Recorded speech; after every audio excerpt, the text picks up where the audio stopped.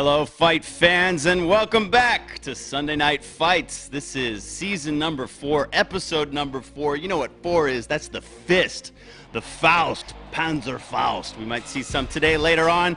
We got DevM and Symbiosis coming up, best of 5 on the new hotness maps by White Flash and Uncle Sam. We'll be rocking into that soon. But before that, we have a very, very, very special treat. We have some awesome guests on the show tonight. The first guest that I would like to introduce will be my co-caster and Yoink's co-caster for the shows. I mean, you could not ask for a better analyst. Winner of the first contender bout, tournament winner, 1v1 winner, specialist, tactician. Let me welcome to the show, roll out the red carpet for Aimstrong. Hey guys, it's nice to finally be on this side of the Sunday Night Fight crew. I hope you're gonna enjoy this night. Yeah, your spot is secure. You can relax a little bit. We're gonna see you again in week 9, I think it is. You'll battle the 4th qualifier. You won't have to face either of these guys in your first round, so maybe that's a relief. But we'll be seeing you again soon. And my other, of course, co-commentator, Yoink, how are you doing today? Oh, good evening, fight fans. It's good to be here again on this fine Sunday evening or morning or afternoon, wherever you are around the world watching Company of Heroes with us. We've got a great show lined up, including some great guests. Tell us who's going to be with us, Ami. Well, you know what? I think I'm fumbling over my words because I'm getting those giddy fanboy vibes right now. I'm like more nervous on this show for some reason than I've been all season because our special guest tonight with Sunday Night Fights would love to give a warm red carpet welcome, box seats, to Relic designer Tribalbob. That's Ryan McGeckin, folks. How you doing, Tribalbob? I'm doing pretty well today. Okay, you're here to talk about some maps you designed. You were the level designer on Company of Heroes, and our tagline for Season 4 is Victory Lap. We're giving this original game the send-off it deserves, so there is nobody more appropriate to be here than the map designer of Semwa, renowned by many as the most balanced 1v1 map. It's the original map that is one of the big 3. Next to Angoville, who I learned recently from you, was designed by Quinn Duffy himself. And of course, the new Langres, which was designed by community member Michi. So we brought you on to talk about that stuff. And we're just super thrilled to have you, man. Bob, when I see you in the chat, it's just so cool. You know, you're active on Twitter. I'm following you. I'm watching you stream FPSs at night. It's just, welcome to the show, man. Glad to have you here. Oh, thanks. Glad to be here, man. You know, I love the community. You know, you guys are, I was telling you guys earlier, you know, you're super supportive of COH, and everyone at Relic, you know, loves Sunday Night Fights and loves what you guys do. We are glad to do it. It is our pleasure entirely. Now, if NTD would take us to a splash screen from Season 3, I'm going to hand the ball over to Yoink so you guys can get into the nitty-gritty of one of my absolute favorite maps in the game. Hey, thanks, Ami. Hey, Tribalbob, thanks again for joining us on the show. This is really great that you took some time out of, I'm sure, your very busy schedule, because since you're working on other things, hint, hint, as well. We wanted to talk a little bit about Semwa today. As Ami said, it's one of pretty much the top 3 most famous and favorite maps in Company of Heroes. Before I get into the nitty-gritty about the details of how Semwa flows and how it works, I wanted to ask you, when you begin to design a level, how does it start? What is the first design process like, or maybe you can remember when you started with Semwa? How did it all begin? Oh, man. Well, with Semwa specifically, at the time, this was back in 2005. And at the time, the only multiplayer map we really had to play on was Angoville, which was a port over from the Impossible Creatures prototype that we had at the time. So basically, you know, everyone was loving it, but they wanted something different. And, you know, Angoville being sort of a fairly wide open map, you know, what we wanted was something that was a little bit more closed, with some choke points and, you know, some more shot blockers and just, you know, a different type of gameplay feel. And so, you know, Semwa was sort of born from that from those aspects. Okay, well, yeah, clearly Semwa is a light years different from Angeville, both from the flow and also even just the structures on it. It has one of the most famous structures probably in the entire game, that church in the middle that is always such a point of contention for all players. One of the things that we were talking about, Sunday Night Fight fans, before we got this interview started was some of the physics aspects of the church, because it's always kind of hilarious when the sniper tower remains, visible and standing while the rest of the church sometimes gets blown away. And you had remarked, Tribalbob, that this was because the physics, the guy who built the physics for the buildings had built it in a really unique way. And can you tell us a little bit about that? Yeah, so the original programmer who worked on the actual building system left Relic shortly after Company of Heroes shipped. It might have been during Opposing Fronts, actually. The building system is fairly complex, as you can see. You blow away panels. The holes are dynamically created with, they fill the walls in to make it look like they're thick.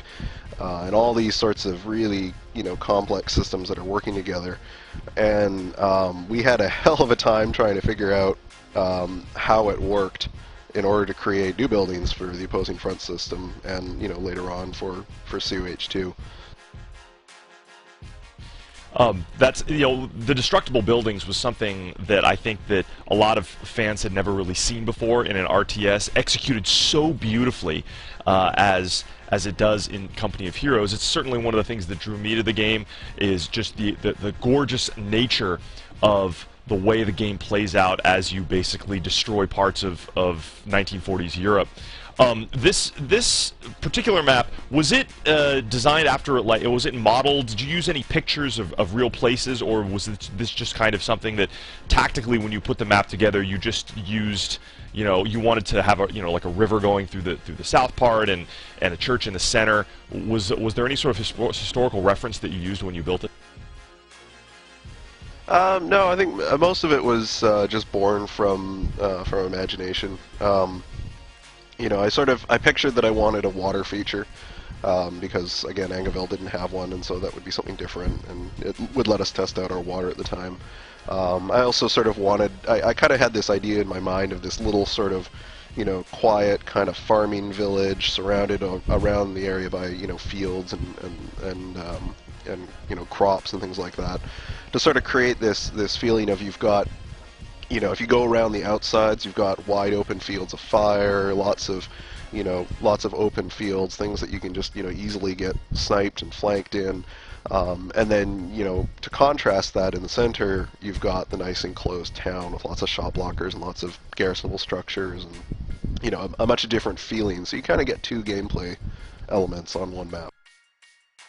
I'm glad you really brought this up. The tactical aspect of this map is very special. It's loved by players. There's such a great mix of green cover, yellow cover, buildings. There's a real variety of ways that you can engage your opponent on this map. And when it comes down to designing a map like that, my co-host Ami had said to me earlier that he was always so impressed at how the distances of how far things are apart from each other on Semwa just seems to be perfect. It flows so well. Now, I gotta imagine that wasn't an accident, that after you worked with the actual people that built the game engine and things like that, and how far riflemen can shoot, and how far tanks can see, that all had to go into the building of this map, right? I mean, it's not an accident that all of these things are just the right distance.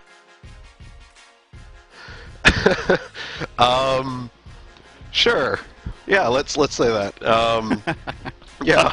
No, it's Okay. no. We do have, a lot of the maps are a labor of love in that, the designers will lay out sort of, where we want items, where we want walls, things like that. Like the first version of a map looks horrible. It just looks utterly crappy. It's just filled with cover objects and buildings and things like that. And then it's a back and forth process between the map designer and the map artist, who then makes it look all nice and pretty. And then back to the designer and all that. So there's a lot of moving it back and forth. But to answer your original question, yeah, we did use a lot of distances and a lot of measurements to sort of get optimal optimal distances and things like that. Now, when you see your maps get played in the game, and you watch as the community begins to love a certain map, and strategies become available as people develop them to play your certain map in a certain way, that's got to be something that makes you really proud. Like, for instance, one of the great strategies of company heroes of all time is the Semwa pin. I mean, that's something that everybody learns how to do at one point. When you see something like that, do you sort of, does it make you feel good about the way the map has played out in the way that you'd hoped it would? Yeah, definitely. I mean, one of the greatest things you can see as a designer is watching people, first of all watching people play your game in the way that you intended, but it's a special treat when they start discovering these new elements and these new ways to play it, and strategies that you never thought of, but turn out to be great, or as the case may be, sometimes they turn out to be really bad. But it's definitely a treat, and it definitely makes you think, and you can use that feedback going forward, building new maps or iterating on old ones, and sort of try to help support more of those strategies. And speaking of supporting the community, what are your thoughts on the map makers that have sort of contributed to the game since it's come out? I mean, we're playing tonight on two community-generated maps. These are ones that people have actually, trying to get the words out, from we've had two. No, it was only one episode where we had Bois de Châtelet and Argenton Crossroads. We're going to do it again tonight. Thoughts on community design maps? What do you think about those? How the heck did you people figure out our tools? Seriously, that alone is an accomplishment. The fact that you guys managed to actually build a map using our world builder, it's phenomenal. I mean, what can I say? There is a massive amount of talent in the community. I'm not just blowing out air up your backsides. Like, this is, it blows me away when we look at these, these maps and the mods, and just the amount of stuff that comes out of it. And to be honest, there are things that I have picked up looking at community-made maps that I would have never thought of myself, and I try to use that, and I try to incorporate that going forward.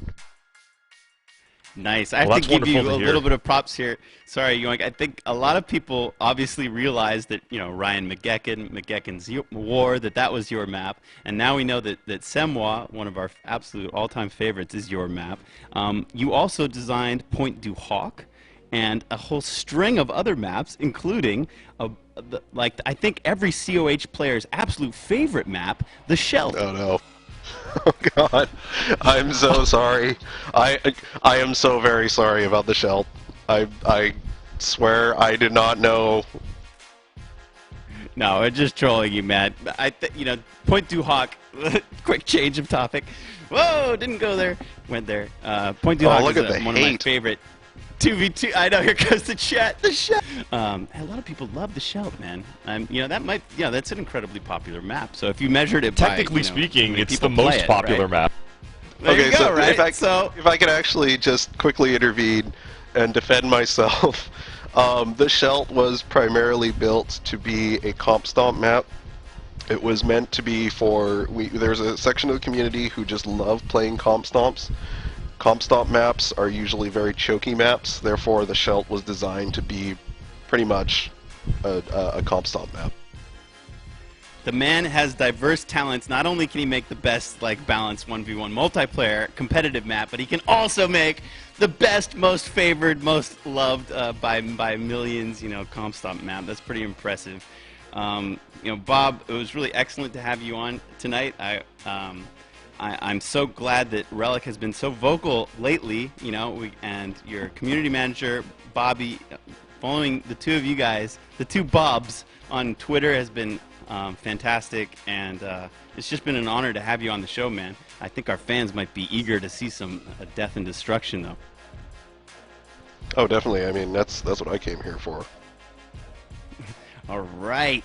Well, then we'll let you be free and take your place in the box seat, and maybe you can ring the opening bell. Aimstrong, you still around, man?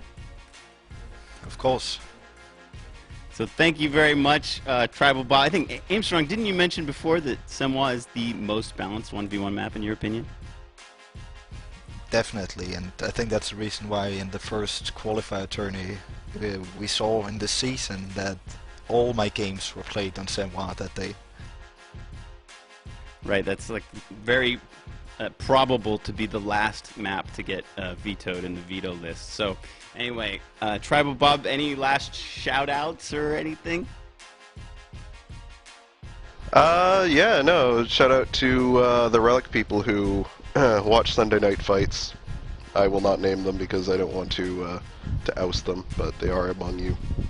Dun dun dun.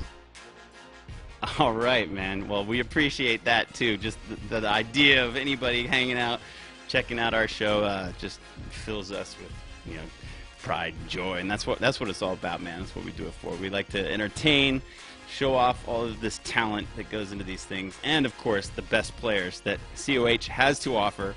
One of them being our co-caster tonight, Aimstrong. NTD, if you will take us to the brackets for the second qualifier tournament.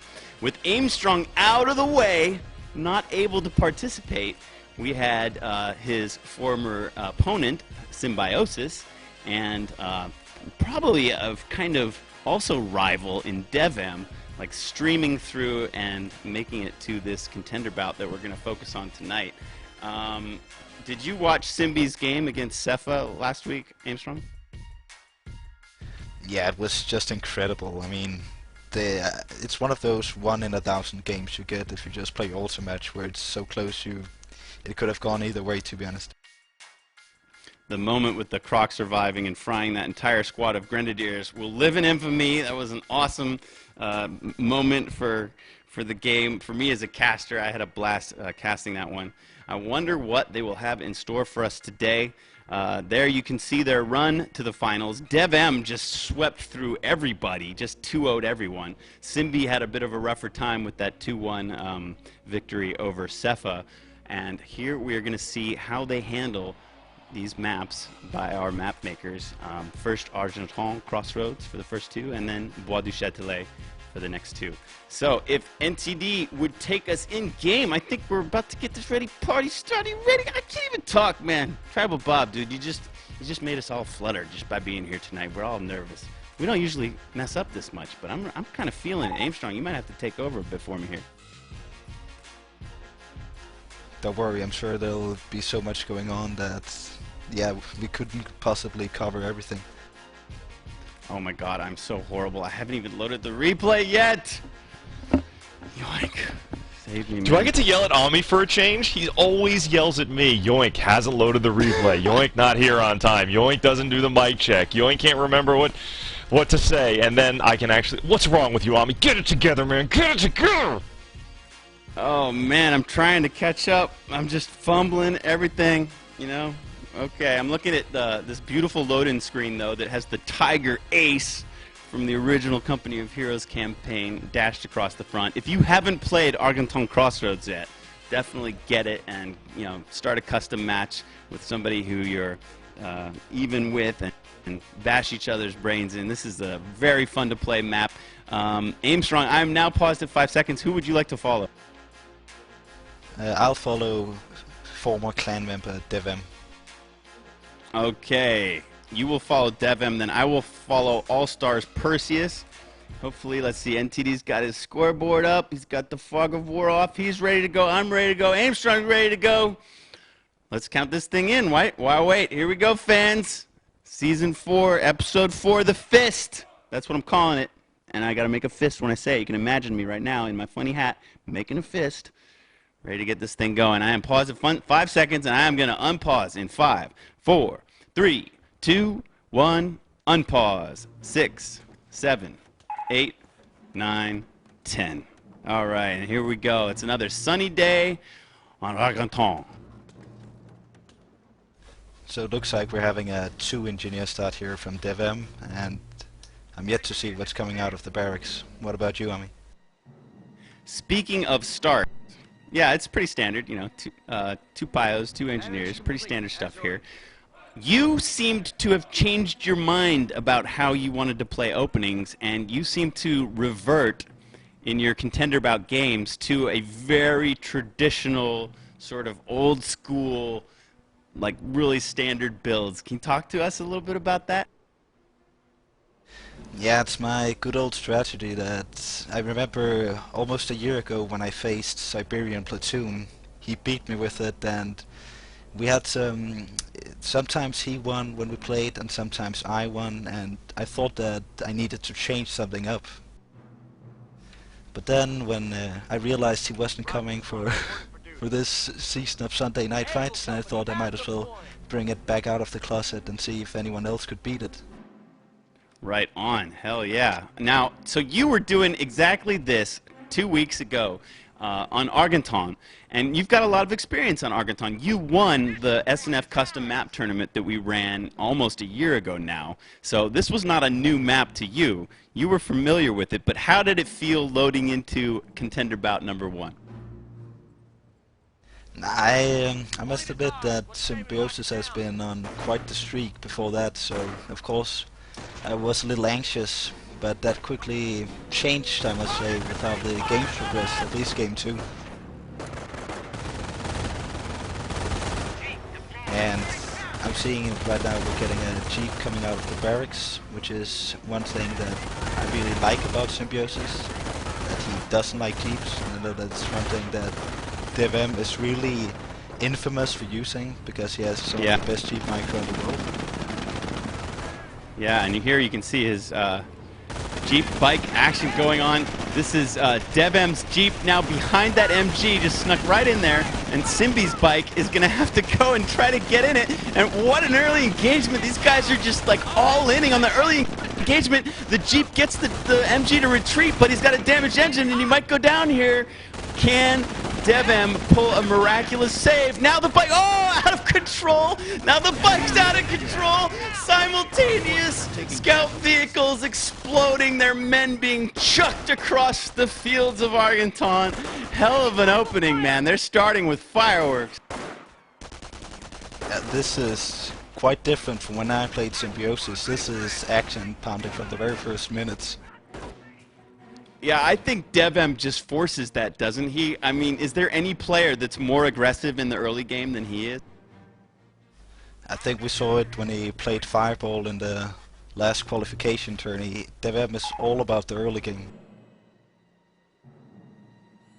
And that's the thing I'm eager to see today, because Symbiosis, he's always struck me as an endurance player. He just never holds up, giving all his focus, so I'm excited to see if DevM can close it in the early game, or if he can be up to par with Symbiosis' iron cold stare. These guys have quite a history. They were in 4 major matchups recently.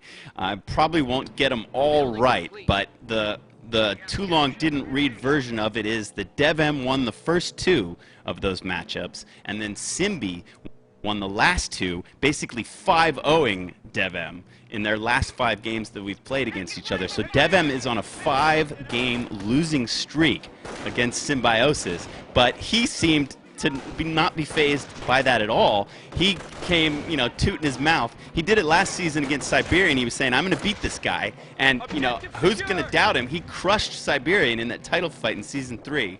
And, you know, now he's saying he's going to beat Symbi. I'm not going to doubt him. I'm going to trust him until I have a reason to do otherwise.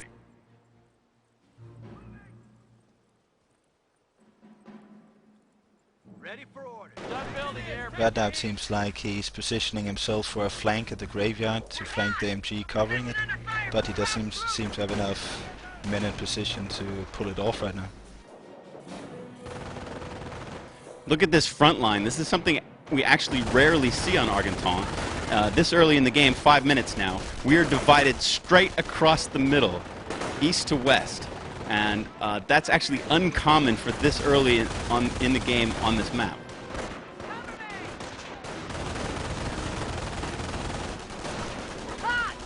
He tried to flank the Northwestern Riflemen, but they were discovered by the Focus Grenadiers, and it looks like he might have to retreat. It looks like Symbi's covering flanks just perfectly. He sends these flamers home, and DevM has been stopped in that early attack. Some rifles are whittled down. They have to retreat from the graveyard area. Symbi's sniper just hits the field. It's taking pot shots at those rifles in the central house. They have to ungarrison, and Symbi looks very comfortable playing Wehrmacht in this early game. Germans are seizing territory from us. I think there's an agreement between all of the top players that the sniper is a very devastating unit, especially on this map. Here he's making the move for the cutoff. DevM has 4 rifle guys there to try to stop it. I wonder if these Pyos will sacrifice themselves to try to lower the flag to cut off all those resources.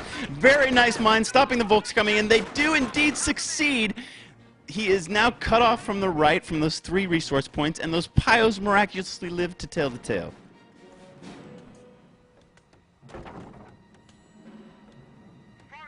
We got a motor pool coming up in the American base, and I got a feeling we'll see an M8 coming out very soon.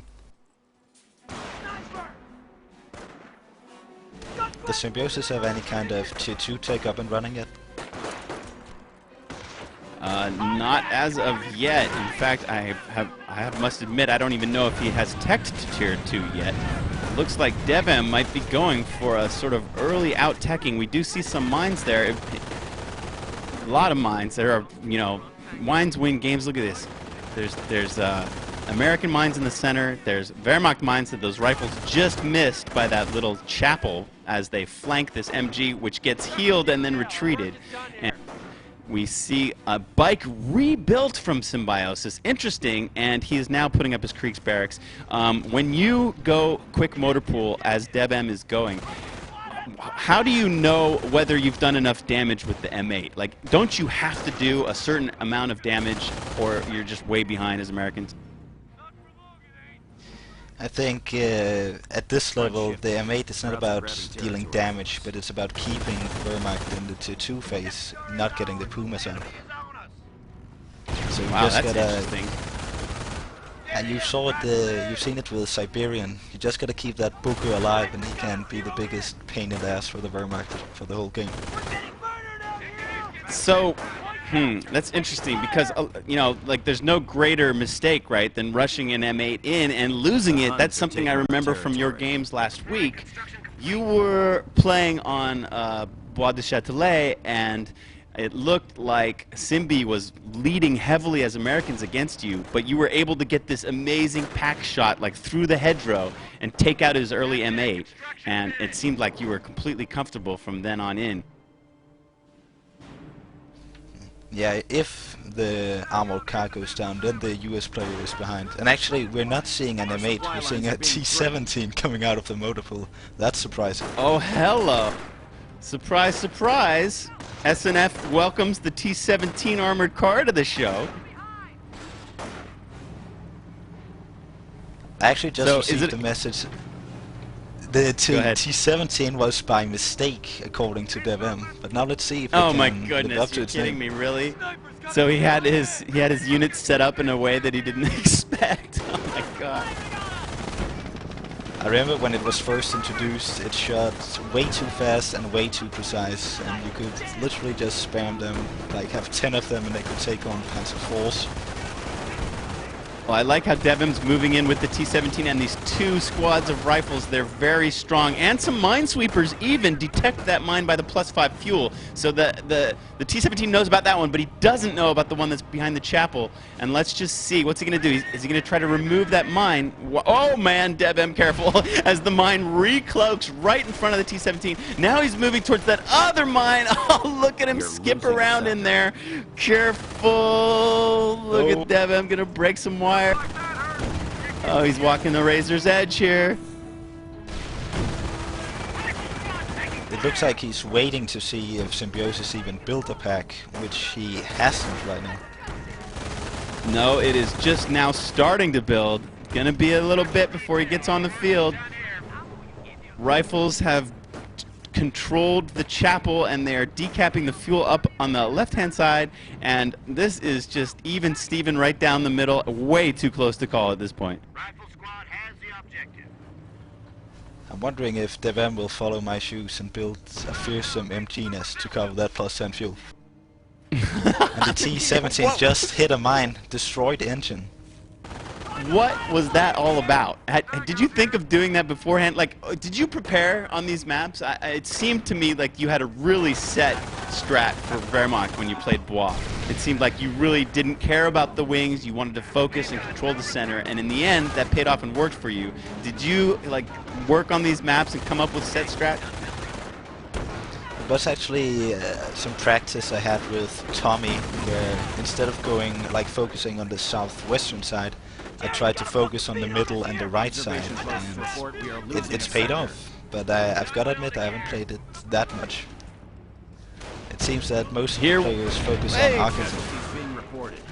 Here's the Faust that we were talking about. A Faust for episode 4 of season 4. All the 4s are together now. The Faust destroys that first T-17. Those are some proud Volksgrenadiers. Perhaps in a later life they will be promoted to actual grenadiers. Front shifting. Krauts are grabbing territory. And we've got a weapon support center up and a sniper coming out soon from DevM space. The T-17 did do some mine damage. sweeping. Yes, it did. It was able to, you know, harass Symbi off of that top left for some time. And, you know, Symbi hasn't made any progress as far as map control, but it seems to me that the longer, you know, naturally, the longer Ver hangs around, the stronger they get. Krauts have cut forward supply lines. And that was one of the problems that DevM had in the first contender tournament. He seemed to have a very strong lead as Americans against Symbiosis, and then, you know, he got a little bit too aggressive and he just couldn't finish Symbi off, and Symbi just outlasted him and made a pretty amazing comeback as Wehrmacht. Yeah, that's Symbiosis' speciality. He never falters with his resolve. He just keeps playing his best all of the game. Doesn't matter how many units he loses. I mean, we almost saw it against Seven. Yeah, well, yeah, that's the thing. And frequently he won't lose units. He is very masterful at giving you territory but not giving you manpower.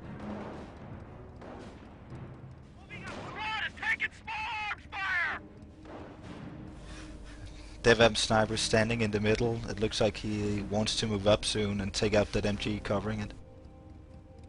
Alright, it's Hotkey the Sniper's time. Let's see, DevM on 1. Let's put Symbi on 2. Where's Symbi's sniper right now? He's behind those infantry and he's firing away. No counter snipe attempt yet. DevM's behind that well, and he's starting to backpedal when he sees the bike coming around. Very smart. Tier 3 is now up from Symbi, at least the tech is, and the Sturm Armory is being built. Bike penetrating in there. He wants to light up the sniper. He wants to figure out where that sniper is. He doesn't have any luck yet. He's trying to scout.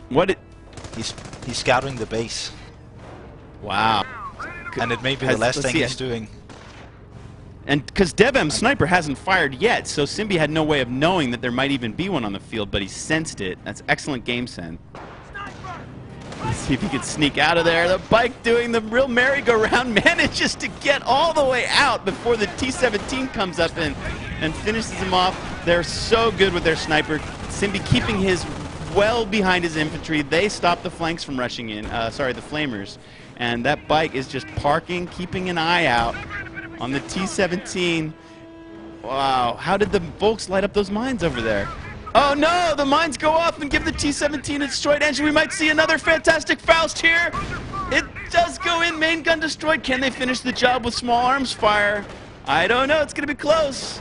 Other Volks and the Shrek coming in from the west, they will surely finish the job, and we've seen 2 big Fausts today. I think actually the Volks got it.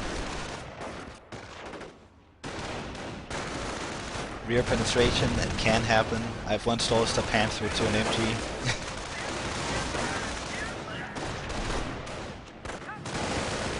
These rifles are not going to be able to stand up for a 1-on-3. The sniper's taking shots. Symbi's sniper looked like he was about to go to his knee to take the counter snipe, but was not able to get it off. DevM sniper cloaks again and is behind this house. It's almost like they can see each other. These guys are so aware. He's gonna watch out for a bike drive-by and a counter snipe from Symbiosis. It looks like And he's here doing comes The bike's rushing in. There's the light up. Is Symbi in position? Takes the shot. Misses the shot. It was a wonderful tactic. Perfectly executed. But DevM was quick to retreat, get that big bonus, and the sniper missed the shot. And we got a Puma out now and no anti-tank capability from DevM. So what does DevM need to do now to deal with the army that Symbi has on the field? He needs an AT gun, which he's buying now, and then he needs to try and get that sniper out of the game, because the sniper will be able to take care of the AT gun if DevM isn't careful. I mean, you know, Wehrmacht has options, and Symbi has already unlocked them. He's got a propaganda war. Doesn't have quite enough ammo for it, but he can prop war the sniper and then try to get a shot in. You know, he's still got this bike that he rebuilt, which was very interesting, but has proved useful already. How, as Americans, do you try to win the sniper war at this stage of the game? First of all, he needs to use the AT gun to take care of the bike so he doesn't do any more drive-bys. And then he is going to try and split up. Bikes seem to be able to dodge AT gun rounds. Look at this bike. Symbi's so aggressive. This is just amazing Company of Heroes micro that we're seeing here. Look at this. He's almost looking for the AT gun. Like, is it coming out? Where is it? Which side? You know, which way is it pointing? Let's see. Oh, let's see if they can trap him. He's got a line on the sniper though. He's not going to be able to get it in though. I think these rifles are going to take care of it. And the bike is going to go down. The sniper's going to live. That's good for DevM. He needed a break like that. Now, I wonder, with a Puma on the field, do you think that... I was wondering if he'd rebuild the bike, but it looks like he's going for a second Puma. Yeah, I think DevM should consider getting Rangers right now, actually, to help defend the AT guns from that Puma rush. Excellent sweeping happening. Look at these pioneers from DevM sweeping 3 sets of mines across the center of the map. And this gives his sniper a much deeper territory to work in. He's put his own mines by the center VP. And I know that sound. And there's veterans who won for vehicles, which means the Puma can survive 3 AT gun shots instead of just 2. The first shot misses entirely as the Puma ducks behind that little sort of shed there by the barrels. And now he knows exactly where the AT gun is, and he can micro around it. That Nebel shot was so directly at the sniper that DevM sniper has almost no health. He's got to be super careful. These Volks with the bars could kill him instantly if they could get a range on him. It looks like the Pumas are moving up. Maybe he'll try and destroy the AT gun itself once it's decrewed. Man, what a Nebel shot. The AT gun is also highly damaged. The infantry have almost no health. Look at the sniper, knows he's in trouble. DevM very wise not to try to take on these 2 Pumas at all, and is trying to entirely retreat his army here. Oh man, this could be a disaster. Look, the first Puma barrage takes out the retreating AT gun. Now DevM has nothing for AT on the field. He's in a world of trouble. A rifleman squad just popped out. He's gonna need to take back that AT gun and get a stake here. I'm not even sure if he has the tech. Man, I think Symbi's got a Nebel shot loaded up. I wonder when it's going to fire or how close here comes the Nebel. He's shooting from pretty far back. I don't think he can range that position quite yet. And the Pumas, you know, Symbi just so cool and collected. Reminds me of Artosis' comment here. You know, what do you do when you're ahead? You get more ahead. Look at he's just chilling out, backing up, letting the Nebel do its work. The sniper has to retreat again. The AT gun is cleared again. Rifles having to retreat. These 2 Pumas just wrecking havoc. And we're talking about manpower preservation. This is a massive win for Symbi. Yeah, DevM doesn't have any manpower capabilities right now to even bring out some AT. DevM looking like he is just going to get a bit of his own medicine. He took care of Alliage in around 25 minutes, the 2 games last week. But this week, he's fighting an entirely different animal. I think Symbi wants to get off of his loss against you last week and get on to the contender bout that will come in a few weeks, the semifinals. He is looking to win his 6th game in a row against DevM. DevM's still got his sniper alive. Snipers are in range, but these two Pumas, oh man, rifles are trying to rush forward. They're a bit of an empty threat. The Pumas easily just micro backwards. They're just killing rifles Enemy left and right. down. Sniper down! Snipers Oh, picking them off.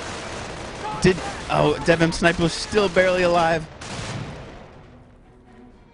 I just can't see DevM working out of this. He's like in a bind. He's bringing out another T-17. Oh man, T-17s did nothing for him. There's the propaganda war, and the sniper misses again. That's 2 misses for Symbi, and he's still just in absolutely fine shape. I really feel for DevM with the T-17 choice, because the M8 have a better chance at penetrating the Pumas. The T-17 isn't even guaranteed to do it. All Symbi really needs is some repairs now, and he's building himself very funnily placed, is that a word? Probably not, bunker there in the center, feeling very confident, enjoying comfortable map control. A little worker war up on the left. DevM might actually get the best of this one. Symbi microing away. DevM's going to lower the VP, try to buy himself some more time. The next T-17, the 3rd one, let's see if it can be a charm, is now out on the field. The pack is moving down to help counter it. And the riflemen These Pumas are now out of the being base. repaired. I think what DevM Nope. needs to do right now is focus on the graveyard instead of that kill zone down there to the right. It is a kill zone. These poor rifles charging into it. The pack is so far forward. Look, he's come now on the southern side of that hedgerow. And the rifles are dying left and right, even though they're in the green cover of this sort of lumber yard. The Pumas are just putting out too much damage too fast. And if that T-17 goes any further, that'll be it for him. 1 pack shot, main gun destroyed. Or did he pop smoke on his way down? Taking casualties. He stunned the armored car, but it's too late.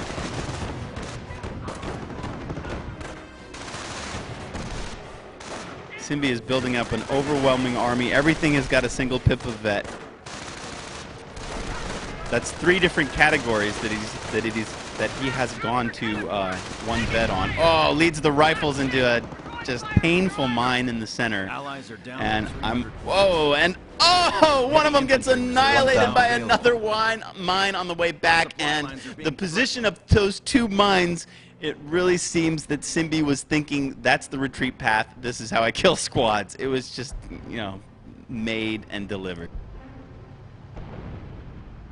We got an AT gun coming out, but I think it's too late for DevM right now. He's down to a sniper, 2 rifles, and a flamer. Yeah, I mean, he's trying to scrape some VPs up in case this goes to a 5th game, spending an entire off-map shoot just to keep that northern VP in a uncapped state. It's not really where you want to spend your 150 munitions. Yeah, I'm just wondering how long he's going to last. Look at the Nebel is making the rifles crawl in the base. They're burning and getting triaged at the same time. Question here, I think, is how long until DevM throws in the towel? 1 shot, 1 kill. It seems like Symbiosis is avenging his clanmate Fireball and showing us that he wants to get his honor back from the last contender bout. We're losing a munitions point. DevM just doesn't have the guys to protect this AT gun. He's bringing his flamers over there. He's going to try. Well, his sniper got double vet. That's something, I guess. Only 13 kills, but these 2 snipers have been dancing around each other all game. But it's really the light vehicle play, the T-17s and the Pumas, that have decided it, and the Pumas have just dominated. Yeah, the T-17s went down too fast here, so he wasn't able to prevent Symbiosis from getting the Tier 3 tech up and running. Another forced retreat. Where is the sniper? He's still walking around in there. The pamphlets don't scare him. but these Grenadiers are practically right on top of him. Nebel Fire's coming in. He takes a pot shot at the Grenadier, figuring he does have cover from that house where his flamers are laying in fire. Rangers have finally hit the field, and Ostwin is all up in that sniper's face. Sniper is uncloaked right now. Ostwin crushing the sniper's cover, trying to light him up, waiting to get shot. Ostwin being hard counter for these Rangers here. He's scattering them all over the place. They want to lay in some bazooka shots. They do get 1 or 2 good shots in, but now the 2 Pumas and the Ostwin are just making mincemeat out of this infantry. Rangers retreating, no AT guns on the fields. Yeah, this looks like it's a There it GG. is! And yeah, GG! Simbi takes game 1. That's 6 in a row against DevM. For DevM to hold to his "I'm gonna kick his ass" claim, he's gonna have to pull something out of his pocket. Was beautifully played, Wehrmacht, cool and collected. You know, perhaps the veterancy against facing you, Aimstrong, is sinking in on Mr. Simbi. Looks like he's back and ready for this one. That's game 1. Guys, stick around. We are only getting started here. Shout out to Tribalbob for that wonderful interview at the beginning of this episode. When we come back, we are going to give away the first of our 5 beta keys. That's right, we have 5 more beta keys for you guys. The beta's been pushed back to January, but we have them, and we're going to give them away. So don't go anywhere. We'll be right back with game 2.